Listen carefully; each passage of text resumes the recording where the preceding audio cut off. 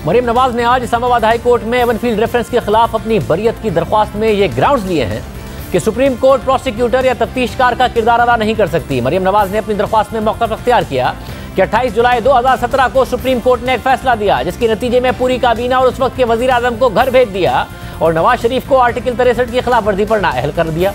सिर्फ यही नहीं, सुप्रीम कोर्ट के एक मोअज़्ज़िज़ बेंच ने पूरी तहकीकात की निगरानी की, प्रोसिक्यूशन को मॉनिटर किया और पूरे अमल को कंट्रोल किया।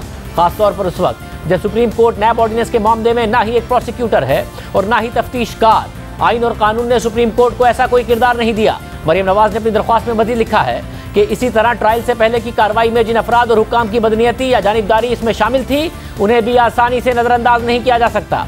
साथ ही उन हक़ाइक़ और हालात को देखा जाए जो अरशद मलिक के फैसले के बाद सामने आए, तो इससे ये सवाल उठता है कि क्या सुप्रीम कोर्ट के मोअज़्ज़िज़ बेंच ने एक शिकायत कुरुंदा का किरदार नहीं अपनाया। मरियम नवाज ने अपनी दरख्वास्त में मज़ीद लिखा कि जो हक़ाइक़ जज अरशद मलिक के बयानात के बाद सामने आए वो बड़े पैमाने पर मीडिया पर रिपोर्ट हुए हैं। इस हवाले से मुतल्लिका मवाद को इस दरख्वास्त में शामिल किया जा रहा है। इस केस के जो हक़ाइक़ हैं उसने प्रोसिक्यूशन के केस को बड़े पैमाने पर मशकूक बना दिया है और यह वाज़ेह कानून है कि शक का ज़रा सा भी फ़ायदा मुल्ज़िमान को जाना चाहिए। तो इस केस की पूरी कार्रवाई में जो बड़े पैमाने पर शक का मामला साफ वाज़ेह है, उसके बारे में क्या कहा जाए और कुछ अनासिर की तरफ से इंसाफ के अमल पर असरअंदाज होने के हैरानकुन इंकिशाफात को इस्लामाबाद हाई कोर्ट के साबिक जज शौकत सिद्दीकी ने भी रिपोर्ट किया, जिससे मुतल्लिका मवाद को इस दरख्वास्त का हिस्सा बनाया जा रहा है। मरियम नवाज ने अपनी दरख्वास्त में जस्टिस शौकत अजीज सिद्दीकी की वो तकरीर भी शामिल की है जिसमें उन्होंने मनपसंद अदालती बेंच बनवाने का दावा भी किया और इदारे के सरबराह पर संगीन इल्ज़ामात भी लगाए।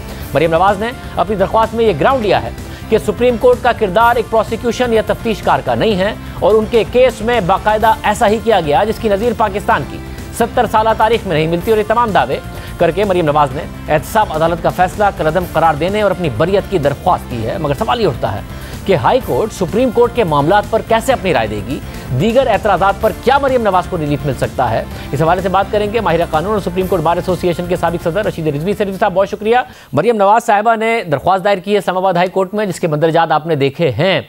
आपको लगता है कि जो वाक़यात उनकी तरफ से बयान किए गए हैं और जिनको बुनियाद बनाकर वो ये रिलीफ चाहती हैं कि उनका फैसला कलअदम करार दिया जाए, कानूनी तौर पर गुंजाइश है कि इस्लामाबाद हाई कोर्ट से मरियम नवाज को ये रिलीफ मिल सके? मल्टीपल ऑब्जेक्शन रेज किए हैं उन्होंने।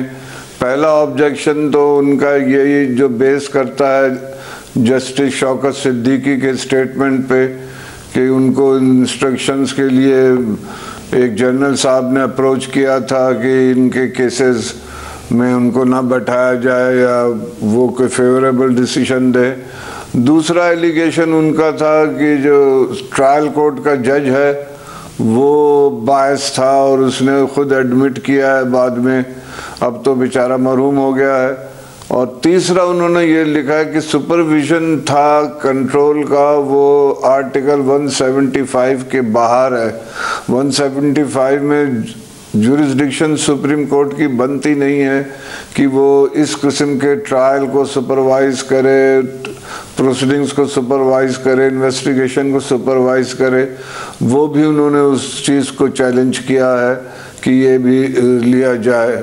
अब ये है कि ये ज़रा प्रॉब्लम है जो आपका सवाल था कि क्या इन चीज़ों को हाई कोर्ट देख सकती है। हाई कोर्ट मेरे ख्याल से 2 इश्यूज पे तो कंसिडर करेगी, ये इसके लिए मुश्किल होगा। यानी कि सुप्रीम कोर्ट ने क्या अहकामात दिए उनको हाई कोर्ट नहीं देख सकती। सुप्रीम कोर्ट के जो जजेस हैं उनका कंडक्ट पे तो सुप्रीम हाई कोर्ट कुछ नहीं कह सकती है। वो तो फिर 184 जब ये 5 में अपील में जाएंगे इसके खिलाफ या कोई और अपील में जाएगा वो उस पर ये कह सकते हैं। लेकिन इनके लिए बड़ा मुश्किल होगा जजेस के लिए कि डिसिप्लिन की बात है। हालांकि दोनों कॉन्स्टिट्यूशनल कोर्ट है, सुप्रीम कोर्ट भी हाई कोर्ट भी, और कोई ऐसा प्रोविज़न नहीं है कि ये मातहत हो हाई कोर्ट।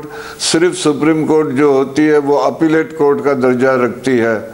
लेकिन फिर भी रूल ऑफ प्रोप्राइटरी में कहा जाता है कि रेस्पेक्ट तो सुप्रीम कोर्ट के जजेस की बाइंडिंग है। हाई कोर्ट जजेस पे पता नहीं वो उसमें उस हद तक जाते हैं या नहीं जाते।